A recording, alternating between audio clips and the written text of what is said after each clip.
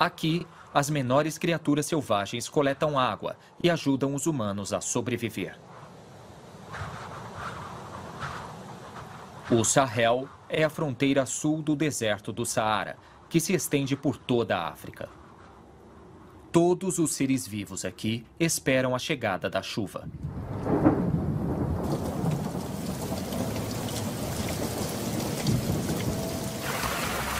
A água tem uma cadência. Um momento quando é abundante. Um momento quando é ausente. No Sahel, esta cadência é irregular.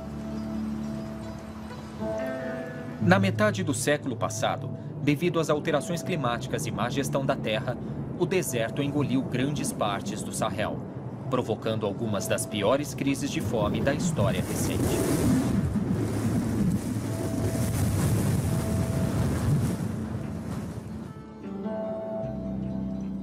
A aldeia de Gurga foi quase destruída pelo deserto. Gurga, Burkina Faso, oeste da África. Até que um homem tomou uma posição.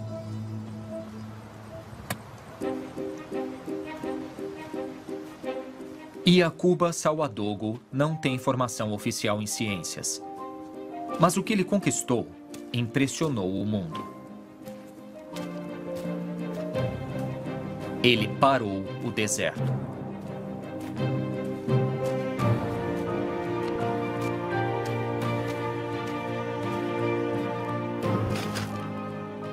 Há quase 40 anos, depois de uma crise de fome, Yakuba começou a plantar no pico do período de seca, quando nada cresce. Por ignorar o bom senso, todos, inclusive o chefe local, pensaram que Yakuba estava louco.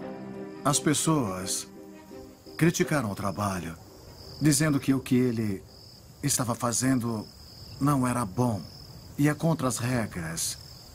Eles disseram que ele era louco. Disseram que eu estava prejudicando a tradição. Estas palavras não me machucaram. O chefe da minha família disse a mesma coisa. Todo mundo riu. Mas eu fiquei calado. O jovem Yakuba percebeu que antes de a chuva vir, ele precisava estar pronto para capturar o máximo possível de água no solo. Cortando a terra dura como concreto, Yakuba cavou buracos largos e os encheu de esterco e lixo. Ele recrutou um aliado nada comum.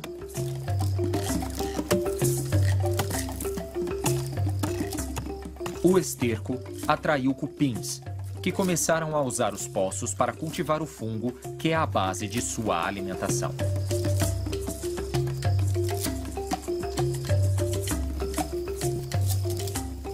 Ao fazer isso, eles cavaram uma rede de pequenos túneis no solo, que serviram para o objetivo de Yakuba. Quando a chuva vem, os túneis nos ninhos de cupim retêm a água, impedindo que ela vaze. A água entra nos túneis e fica lá. E o solo é muito enriquecido. Quando a chuva finalmente chegou, Yakuba lutou por cada gota de água.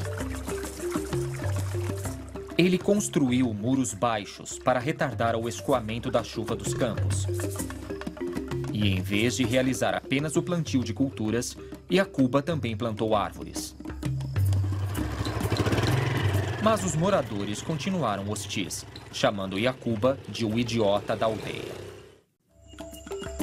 Depois de ser ridicularizado por anos por causa de seu método de cultivo, a aliança de Yakuba Sawadogo com plantas selvagens e animais valeu a pena. Por mais de 4 décadas, as árvores que ele plantou encorajou pássaros, que trouxeram sementes para mais árvores. O deserto de Yakuba começou a parecer uma floresta. Esta é minha primeira árvore. Eu a plantei há 38 anos. É impossível falar sobre a importância dela. As árvores bombeiam a vida no mundo. A floresta de Yakuba transforma o microclima. Ela bloqueia o vento e fornece sombra. E, crucialmente, aumenta o lençol freático, mantendo a vida ao dar água para o solo. Ali perto, a plantação de Iacuba também floresce. E ele não é mais o idiota da aldeia.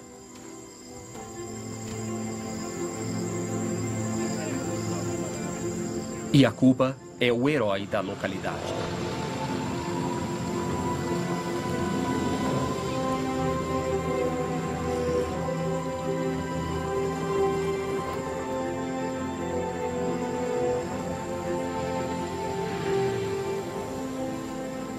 Na época da colheita, a aldeia toda se une a ele para colher painço.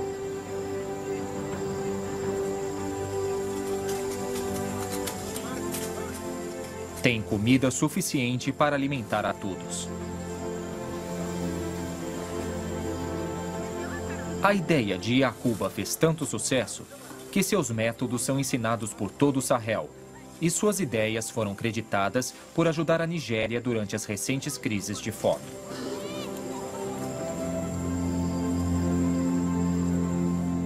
Com a ajuda de pequenas criaturas, um único agricultor pôde aproveitar o fluxo natural da água. Desde os primórdios,